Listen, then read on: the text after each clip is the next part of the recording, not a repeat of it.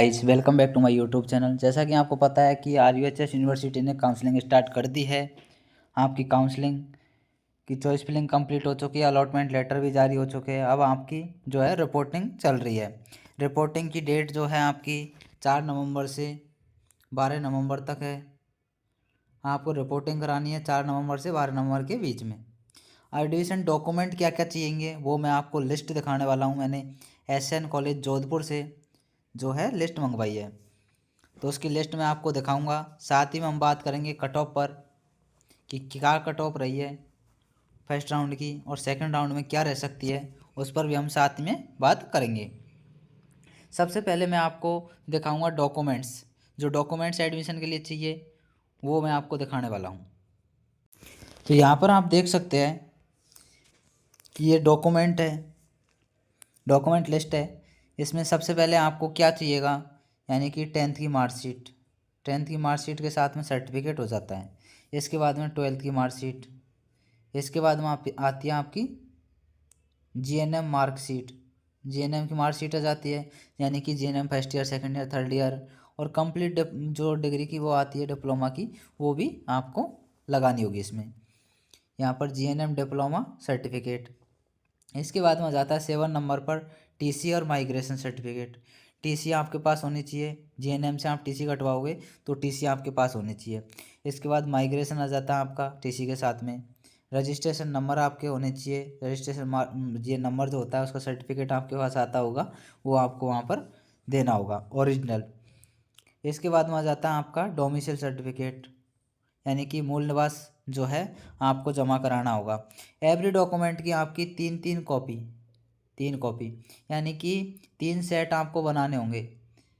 3 set photocopy के बनाने होंगे, एक ओरिजिनल डॉक्यूमेंट का बनाना होगा। यानी कि ओरिजिनल डॉक्यूमेंट जो है उनको आपको लेदर फाइल में रखना होगा और बाकी जो डॉक्यूमेंट हैं आपके उनको जो है आपको कोबरा फाइल में रखना होगा। यहाँ तक आपका हो जाता है। डोमिसाइल सर्टिफिकेट हो जाता है आपका। इनकी 3 कॉपी आपके पास होनी चाहिए। एक साथ में एक ओरिजिनल सेट होना चाहिए ओरिजिनल डॉक्यूमेंट का। इसके बाद में आता है आपका कास्ट सर्टिफिकेट आपके पास होना चाहिए। इसके बाद में हम देखते हैं कास्ट सर्टिफिकेट के बाद में आप यहाँ पर देख सकते हैं कैरेक्टर सर्टिफिकेट आपके पास होना चाहिए CC।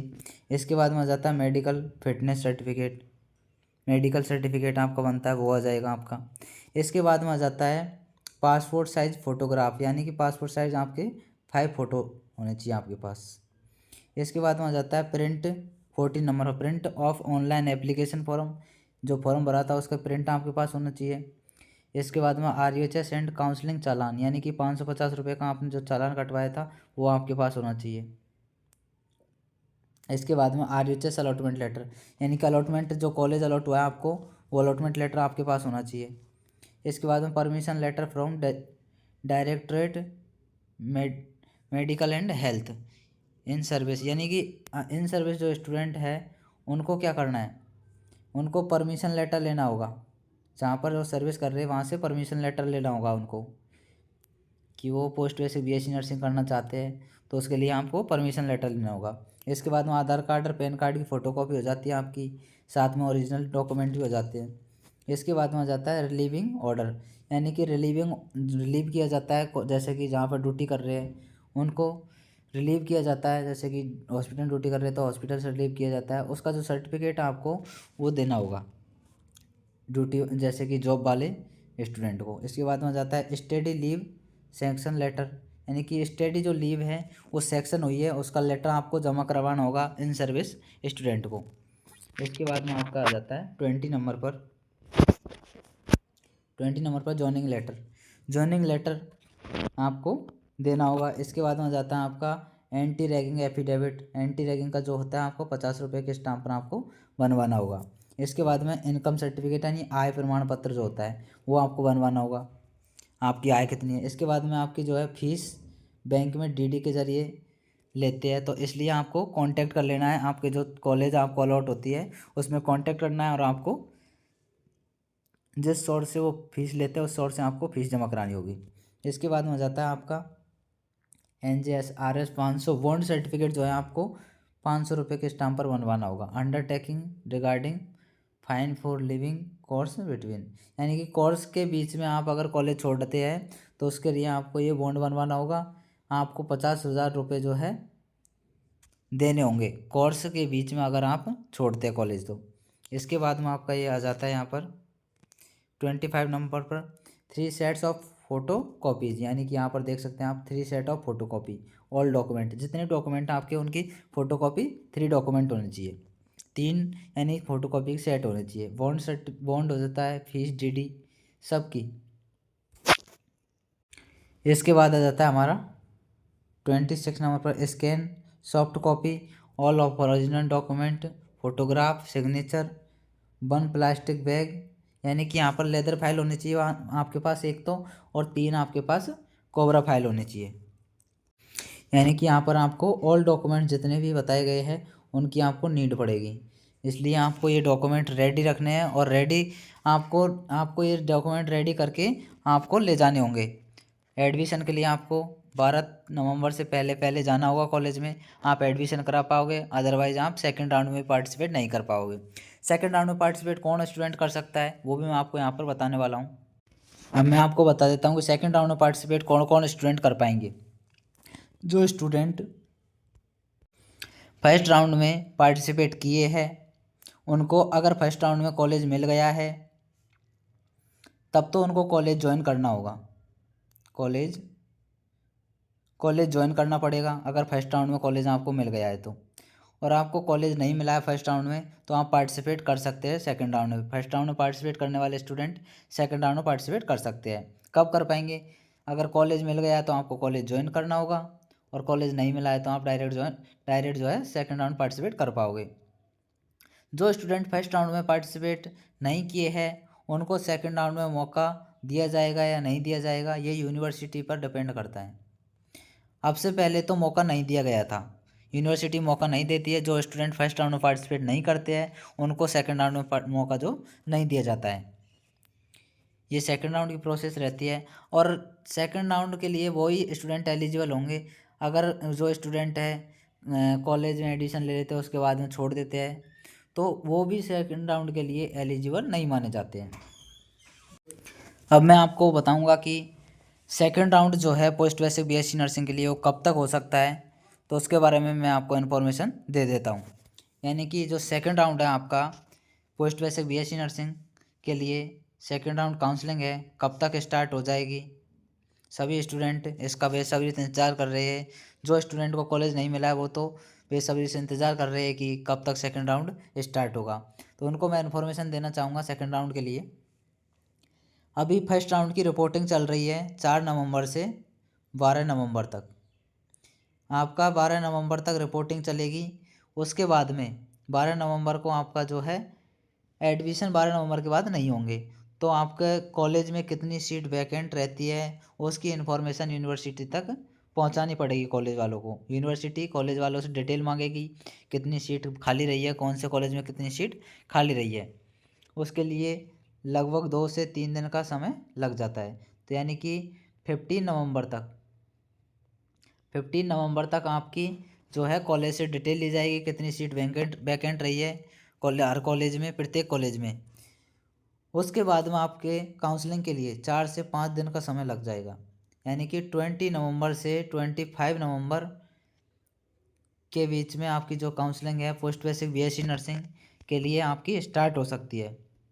जहाँ तक मेरा कहना तो यही है कि 20 से 25 नवंबर के बीच में आपकी जो काउंसलिंग है वो स्टार्ट हो सकती है। इससे ज़्यादा समय नहीं लेंगे। 20 दिसंबर तक आपका जो है सेकंड राउंड कंप्लीट कर दिया जाएगा, यानी कि 20 दिसंबर तक तो आपकी जो है रिपोर्टिंग भी कंप्लीट कर दी जाएगी 20 दिसंबर तक। उसके बाद में आपकी जो है क्लासेज भी स्टार्ट करनी है, तो इसलिए नवंबर में ही इनको काउंसलिंग जो है स्टार्ट करनी होगी। और रिपोर्टिंग आपकी जो है कब रहेगी सेकंड राउंड की, यानी कि एडमिशन कब करा पाओगे सेकंड राउंड के आप 1 दिसंबर के बाद में ही आपकी जो है रिपोर्टिंग रहेगी अकॉर्डिंग मी। यानी कि मुझे जहाँ तक लगता है आपके जो अलॉटमेंट लेटर है वो कब आएंगे, यानी कि 1 दिसंबर के बाद में अलॉटमेंट लेटर आ सकते हैं आपके, यानी कि दिसंबर फर्स्ट वीक। दिसंबर फर्स्ट वीक में आपके जो अलॉटमेंट लेटर आ जाएंगे। 25 नवंबर तक अगर आपकी जो है चॉइस फिलिंग चलती है, 20 से 25 तक चॉइस फिलिंग चलती है, तो आपके 27 नवंबर को आपका जो है चॉइस फिलिंग को कॉपी यानी कि प्रिंट करने का जो है ऑप्शन आ जाएगा। इस तरह से ये कुछ डिटेल मैंने आपको बताई है सेकंड राउंड के बारे में। अब हम बात करेंगे फर्स्ट राउंड कट ऑफ क्या रही है और सेकंड राउंड कट ऑफ क्या रह सकती है पोस्ट बेसिक बीएससी नर्सिंग के लिए। सबसे पहले मैं बात करूँगा जनरल कैटेगरी की।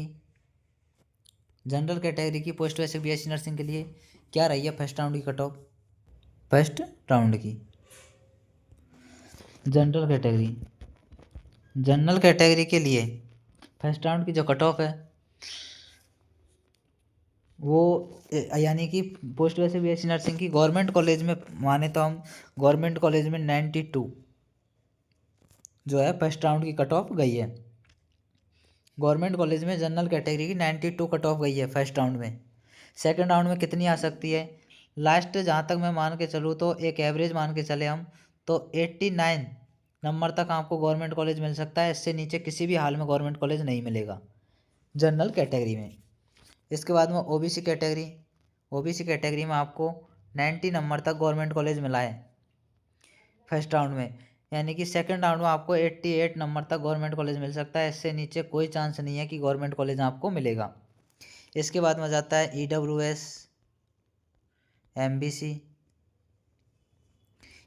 MBC कैटेगरी में आपको फर्स्ट राउंड में जो है आपको 87 नंबर तक गवर्नमेंट कॉलेज मिला है, यानी कि सेकंड राउंड में आपका जो है कितने नंबर तक कॉलेज मिल सकता है आपको। सेकंड राउंड में आपको 86 85 नंबर तक आपको गवर्नमेंट कॉलेज मिल सकता है। इससे कम आपको गवर्नमेंट कॉलेज नहीं मिलेगा। और ST SC कैटेगरी की हम बात करें, ST SC कैटेगरी की हम बात करें तो ST SC कैटेगरी में आपको कितने नंबर तक गवर्नमेंट कॉलेज मिला है और कितने नंबर तक सेकंड राउंड में मिलेगा, यानी कि SC ST कैटेगरी में आपको 84 नंबर तक गवर्नमेंट कॉलेज मिला है। और सेकंड राउंड में जहाँ तक मेरे को लगता है 82 नंबर 80 नंबर तक भी गवर्नमेंट कॉलेज की जो है कट ऑफ आ सकती है। इससे कम किसी भी गवर्नमेंट कॉलेज नहीं मिलेगा किसी को भी। जिन स्टूडेंट के नंबर ज़्यादा थे और उनको कॉलेज नहीं मिला है तो उनको लिए मैं कहना चाहूँगा कि उनने चॉइस फिलिंग जो है सही से नहीं की है, इसलिए उनको कॉलेज नहीं मिला था।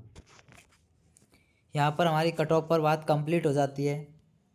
DD किस नाम से बनानी है, कॉलेज में फ़ीस किस नेम से जमा करानी है, यानी कि ऑनलाइन चल जाएगा या कैश चल जाएगा, उसके बारे में आपको कॉलेज में कांटेक्ट करना होगा जो कॉलेज आपको अलॉट होती है।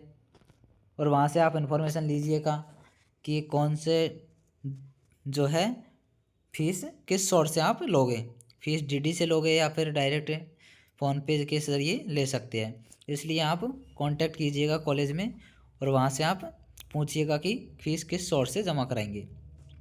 इसी तरह की इन्फॉर्मेशन के लिए जुड़े रहिए हमारे साथ, और चैनल पर नए हैं तो चैनल को सब्सक्राइब ज़रूर कीजिएगा। Thank you for watching.